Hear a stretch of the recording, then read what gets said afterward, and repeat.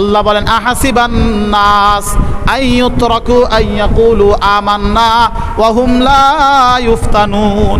আল্লাহ বলেন আহাসিবান নাস, ও দুনিয়ার মানুষ তুমি কি মনে করেছো নাকি, তুমি কি ধারণা করে বসে আছো নাকি আইয়ুতরাকু তোমাকে ছেড়ে দেয়া হবে, আইয়াকুলু আমান্না যখন তুমি বলবে আমি ঈমান এনেছি বললেই কি তোমাকে ছাড় দেয়া হবে নাকি?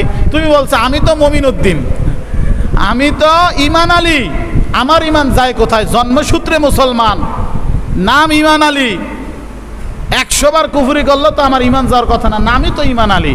বলে এই ঈমান আলী নাম দিয়ে কাজ হবে না, মমিনুদ্দিন নাম দিয়ে কাজ হবে না। আল্লাহ বলেন আইয়ুতরাকু আইয়াকুলু আমান্না, তুমি বলবে আমি ঈমান এনেছি, আমি ঈমান গ্রহণ করেছি, এই কথা বললেই কি তোমাকে ছেড়ে দেয়া হবে নাকি? ওহুম লা ইফতানুন, তোমাকে কি পরীক্ষা করা হবে না? তোমাকে কি আল্লাহ পরীক্ষা করবে না? তুমি কি মনে করছিলা? শুধু ভাবছো যে মুসলমানের ঘরে জন্ম নিছ, বাস এখন সেলসেলায় ভেসতে চলে যাবা, এত সোজা? আল্লাহ পদে পদে পরীক্ষা করবেন।